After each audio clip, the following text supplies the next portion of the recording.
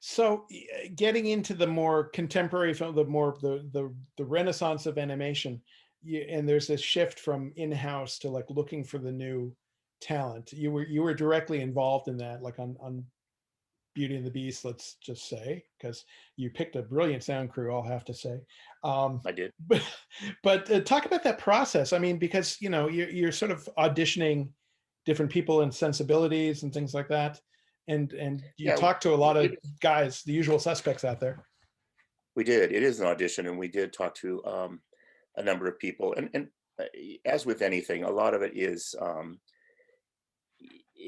your interpersonal relationships, and a lot of it is the work. So we were able to listen to the work and listen to what these studios had done. And to be honest, they were all fairly equal in their ability to create a great soundtrack. Mhm.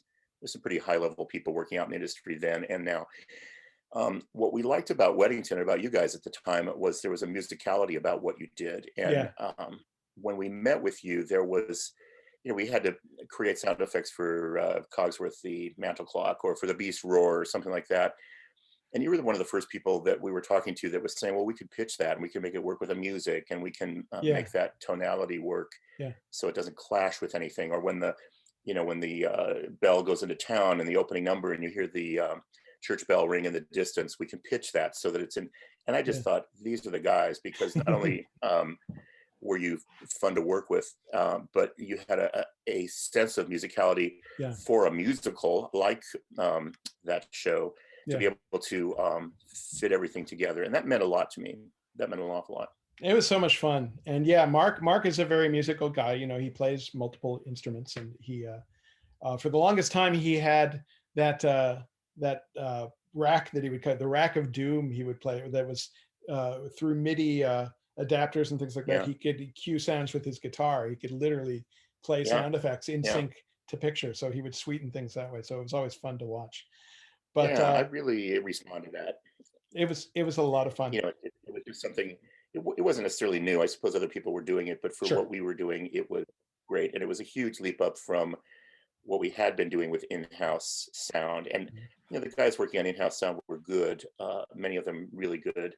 Um, but I think the ambition of at the time, the modern movie industry had moved beyond what in-house Disney was doing.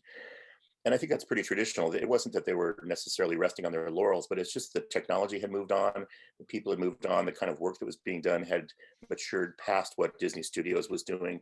Sure. So it's a good challenge to be able to go out and find people that were at the top of their game at the time. Yeah. Well, and again, like I said, technology allowed more sound, more depth of the track, that we could really do a theatrical dub on Yeah. this. But still, I mean, Mark brought me in very early because he knew I was such a Disney fan. And I went to some of those initial spotting sessions with you guys, and it was such a thrill. But I knew the Disney library pretty well even before I was able to like go through it and understand some of these effects. So I had in my mind, I would hear Jimmy McDonald effects for different gags, and that was Yeah. very important to me. And Mark was with me, saying that when, as sound effects librarian at the time, that we pull things to make this sound as Disney, because you listen to a Disney film, a classic Disney film, and it's unmistakable the work that Jimmy did, and it's just so embedded in the Disney sound, the Yes. Disney feel. And so we really felt strongly we had to put some of that back into this film. And so it was fun to use a lot of those Yeah. effects. Yeah. And yet you weren't afraid to do new things and to bring in new Foley and bring in new elements that kept it, current. There was a lot of new stuff. Yeah, it was a lot. I Mhm. mean, look, the wood chopping machine, John Pospisil made all that stuff.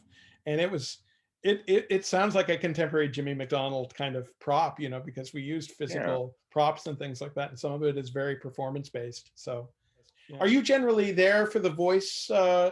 sessions? Yeah. Talk a little bit about that, probably bringing them in and the talent and working with them and multiple takes and It's really that. special because we, take like Hunchback of Notre Dame. Kirk Wise, Gary Trousdale are the directors. Mhm. They're the storytellers. They're the ones making the story of the movie work. But we would have to fly to, let's say, Florida to catch up with Demi Moore, who was doing a voice because she was shooting striptease down there or something. And so you're always chasing actors around, but they love coming in. James Garner, Leonard Nimoy on Atlantis. Yeah.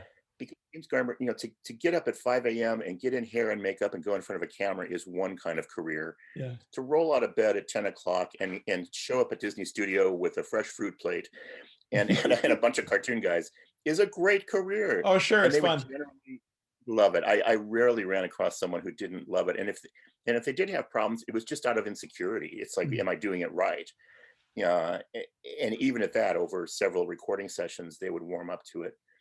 So it was great. And of course, we got to work with Duck Kane and people who memorialized that. Although the first sessions, the really early sessions I worked on were on Fox and the Hound with Mickey Rooney of all people. Mhm. And that's before they modified B Stage. So Yeah. all the recording things were these big black dials that you would turn, and all the meters, and it was like a submarine more than a soundstage. Right. And when we recorded, we ran a stripe stock, 1/4 inch, and also a vinyl album at the same time.